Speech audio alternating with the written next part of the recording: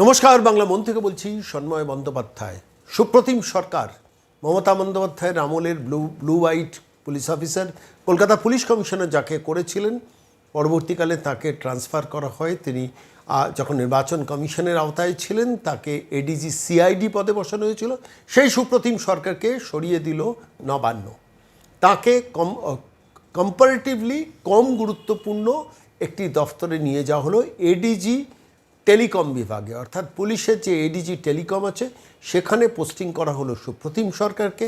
এবং সেই জায়গায় অর্থাৎ গোয়েন্দা দফতরে, সিআইডি দফতরে, সেখানে নিয়ে আসা হলো নটরাজন রমেশ বাবু। এই পদটিকে ডিজি সিআইডি পদে উন্নীত করা হলো এবং নটরাজন রমেশ বাবুকে নিয়ে আসা হলো সুপ্রতিম সরকারের জায়গায়। সুপ্রতিম সরকারকে অনেকটা কম গুরুত্বপূর্ণ একটা দফতরে ট্রান্সফার করে দেওয়া হলো কলকাতা পুলিশের বা রাজ্য পুলিশের ডিজি টেলিকম হিসেবে, এডিজি টেলিকম হিসেবে। আরও অনেকগুলো গুরুত্বপূর্ণ চেঞ্জ হয়েছে, প্রায় 33 জন সব মিলিয়ে অফিসারকে চেঞ্জ করা হয়েছে। সম্ভবত 28 জন আইপিএস অফিসার, 5 জন ডাব্লিউবিসিএস অফিসার। বিধাননগরে যিনি পুলিশ কমিশনার ছিলেন তাকে ট্রান্সফার করে দেওয়া হলো। বিধাননগরের পুলিশ কমিশনার হিসেবে নিয়ে আসা হলো অমিত কুমার রাঠোর এবং সেখানে ছিলেন ত্রিপুরী অথর্বা। সেই ত্রিপুরী অথর্বার জায়গায় নিয়ে আসা হলো অমিত কুমার রাঠোরকে। বিধাননগর পুলিশ কমিশনারেট আপনারা জানেন কলকাতা পুলিশ কমিশনারের পর সবথেকে গুরুত্বপূর্ণ হচ্ছে বিধাননগর পুলিশ কমিশনারেট। অন্যান্য Howrah police commissionerate, Asansol police commissionerate, Siliguri police commissionerate সমস্ত জায়গার থেকেও কিন্তু দ্বিতীয় গুরুত্বপূর্ণ হিসেবে রাজ্য পুলিশে বলা হয়। কলকাতা পুলিশের পরই বিধাননগর পুলিশ কমিশনারেট এবং সেই বিধাননগর পুলিশ কমিশনারেটে এবার দায়িত্ব নিচ্ছেন অমিত কুমার রাঠোর। কিন্তু সবথেকে গুরুত্বপূর্ণ আমার মনে হয়েছে যে সুপ্রতিম সরকারকে ট্রান্সফার করার এই ব্যাপারটা। আমরা খালি নজর রাখছিলাম যে সুপ্রতিম সরকার কতদিন এডিজি সিআইডি পদে থাকেন। তার কারণ একটা সময় বিরোধীদের ওপর নানান ধরনের প্রেশার ট্যাকটিক্স বা নানান ধরনের কলকাতা পুলিশের আওতায় থেকে সুপ্রতিম সরকারকে দিয়ে কাজ করিয়েছেন মমতা বন্দ্যোপাধ্যায়।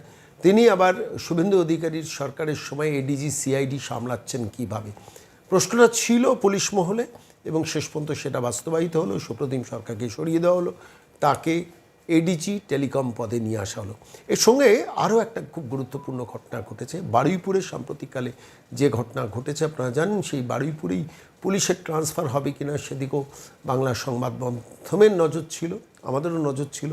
সেখানে পূর্ব মেদিনীপুর থেকে একটা সময় যিনি ডায়মন্ড হারবার বা এই বারুইপুর অঞ্চলের এসডিপিও ছিলেন অতীশ বিশ্বাস, সেই অতীশ বিশ্বাসকে ট্রান্সফার করে পূর্ব মেদিনীপুর থেকে সরাসরি নিয়ে আসা হলো বারুইপুরের অ্যাডিশনাল এসপি পদমর্যাদায়, যেখানে ছিলেন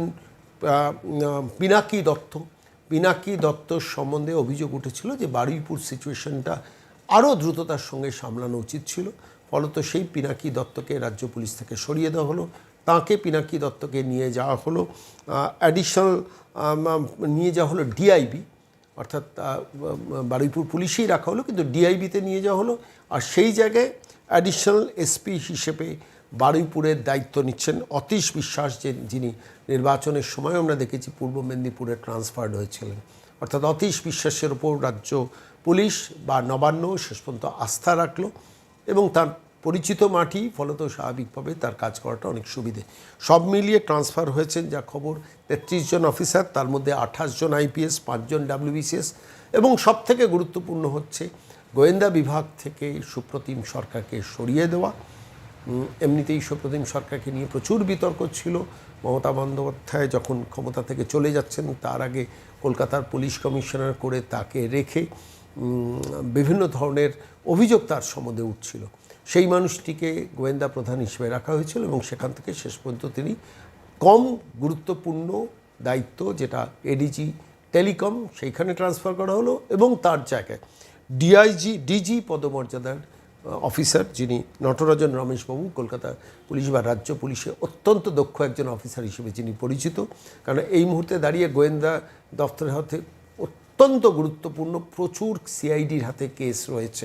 এক এক করে পুরনো ফাইলগুলো ওপেন করা হচ্ছে এবং সেই আপনারা জানেন ইতিমধ্যে বরুণ বিশ্বাসের ফাইল ওপেন হয়েছে। নিশ্চিতভাবে কামদুনি সংক্রান্ত ব্যাপারে কিছু প্রসেসিং হবে।